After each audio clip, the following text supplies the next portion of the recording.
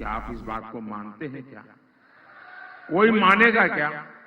अरे दुनिया के किसी देश का व्यक्ति मानेगा क्या? कांग्रेस के साथी दल के एक और नेता भारत को धमकी देते हैं, कहते हैं कि पाकिस्तान ने चूड़ियां नहीं पहनी हुई है। बताओ, मैं तो कांग्रेस के शाहजादे से पूछूंगा, जरा ये बताओ भैया, आपके साथी ये सब बोल रहे हैं, इनकी मंशा क्या है? ये आखिरकार अचानक एक साथ चारों तरफ से सीनियर लोगों की आवाज क्यों आने लगी है? पाकिस्तान से इतनी मोहब्बत और हमारी सेना से इतनी नफरत, और इसलिए ही तो लोग कहते हैं कांग्रेस का हाथ, कांग्रेस का हाथ, कांग्रेस का हाथ। अब मैं तो नहीं बोल रहा हूं, आप बोल रहे हैं। भाई मीडिया वाले देखना, मैं नहीं बोला हूं। मेरे गले मत बढ़ दे रहा। इनको लगता है कि पाकिस्तान प्रेम दिखाकर ये अपनी वोट बैंक की राजनीति मजबूत कर लेंगे, लेकिन मैं जानता हूं इनकी जमानत तक बचनी मुश्किल है। भाई और बहनों, कांग्रेस की नजर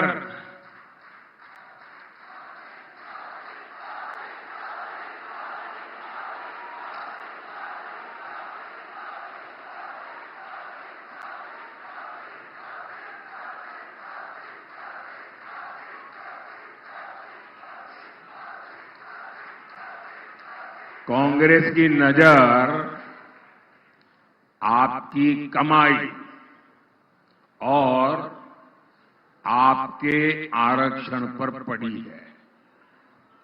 वो किसी न किसी बहाने आपकी जो संपत्ति है वो भी लूटना चाहते हैं, और बाबा साहब ने जो आपको आरक्षण दिया है उसमें भी डाका डालना चाहते हैं।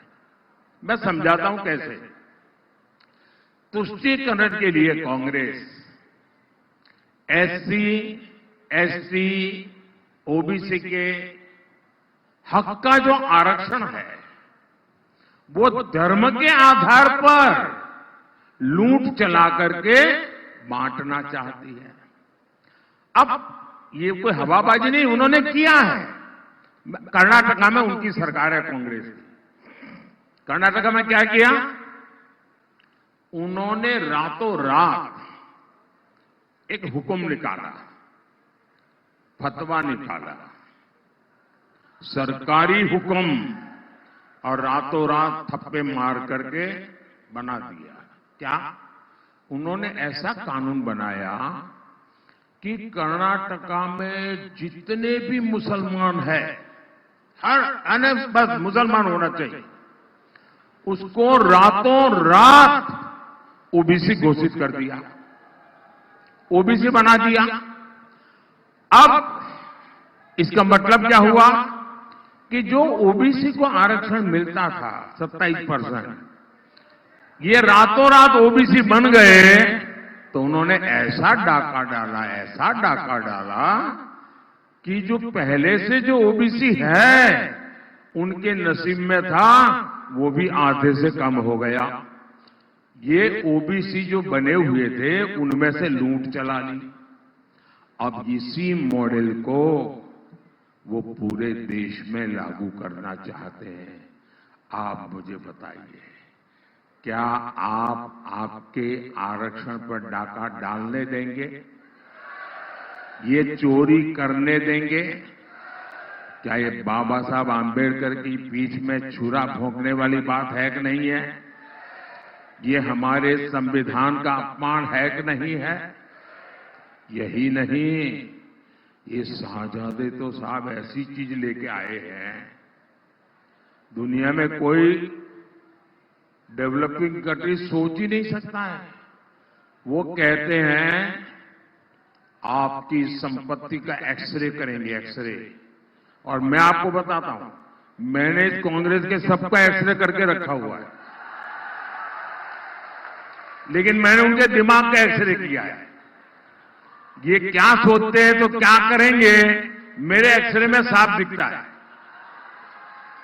इनका एक्सरे क्या है, वो आपके लॉकर का एक्सरे करेंगे, आपके बैंक के खाते का एक्सरे करेंगे, आपके घर में गहने कितने हैं, सोना कितना है, चांदी कितनी है, आपके यहां बहू शादी करके आई तो क्या लेकर के आई थी, आपकी पत्नी शादी में क्या लेकर के आई थी, आपके घर कितने, खेत कितने, इन सारों का वो सर्वे करेंगे।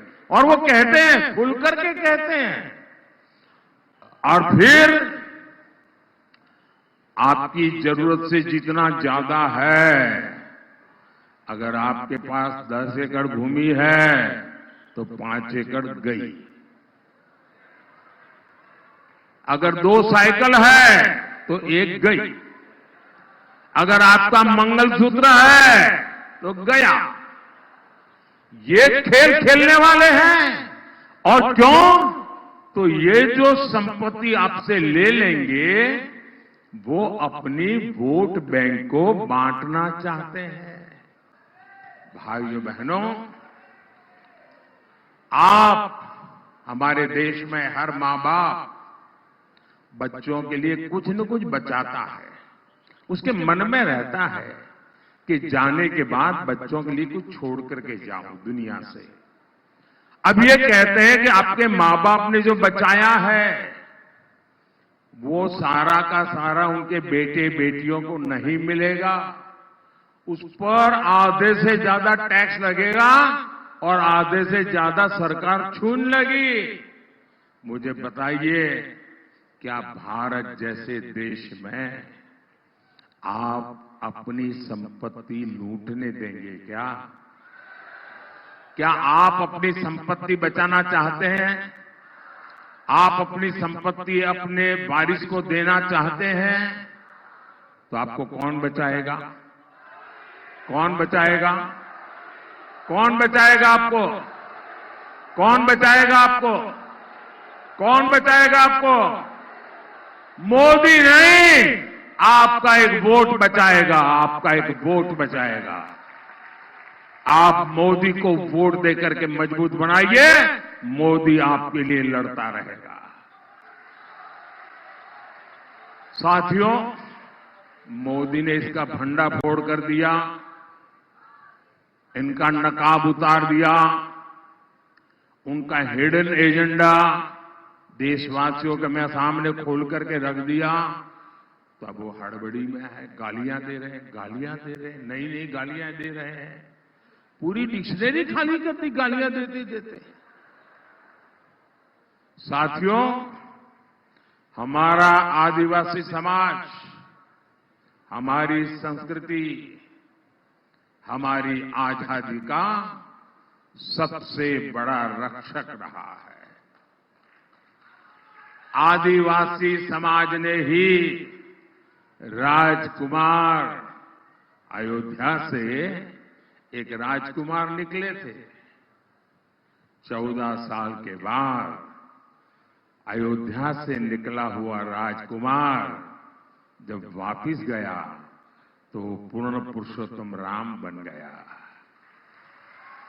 एक राजकुमार को राम किसने बनाया? एक राजकुमार को राम बनाया मेरे आदिवासी भाई बहनों ने। आप पूरे रामायण पढ़िए, उनके साथ केवट, निषाद, यही लोग थे 14 साल। एक राजकुमार को ये आदिवासी प्रभु राम बना सकते हैं भाइयों बहनों। और इसलिए मैं आदिवासियों की पूजा करता हूं। टंटिया भील और भीमा नाइक की राजभक्ति की परंपरा हमारे यहां रही है। इस समृद्ध आदिवासी योगदान को कांग्रेस ने 60 सालों में आगे आने नहीं दिया।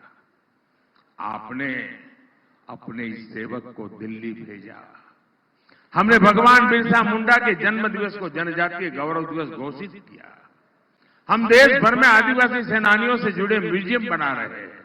निमाड़ में क्रांति सूर्य तंत्या भील विश्वविद्यालय बनाया जा रहा है। ऐसे ही यहां अनेक संस्थानों के नाम राजा शंकर शाह के नाम पर है, रानी कमलापति के नाम पर है, जननायक तंत्या भील के नाम पर है, भगवान बिरसा मुंडा के नाम पर है और राजा हृदय शाह के नाम पर रखे गए हैं। साथियों, भाजपा हर घर और हर खेत तक पानी पहुंचाने के लिए प्रतिबद्ध है। खरगोन में जिरन्या उद्वहन सिंचाई योजना पर काम चल रहा है। बिस्टान उद्वहन योजना सिंचाई योजना का लोकार्पण हो चुका है। यहां मेडिकल कॉलेज का निर्माण हो रहा है। मैं जानता हूं आदिवासी बेटे बेटी का सामर्थ्य जितना ज्यादा होता है, इसलिए भाजपा आदिवासी क्षेत्र में एकलव्य विद्यालय बनाने पर बहुत बल दे रही है। भाइयों और बहनों, याद रखिएगा 13 मई को खरगोन से मेरे साथी गजेंद्र सिंह पटेल और खंडवा से ज्ञानेश्वर पाटिल जी को हर बूथ पर विजयी बनाना है। बनाएंगे, ज्यादा से ज्यादा मतदान कराएंगे। मतदान करने के लिए एक उत्सव की तरह थाली बजाते बजाते मतदान मथक जाएंगे। अच्छा, मेरा एक काम करेंगे?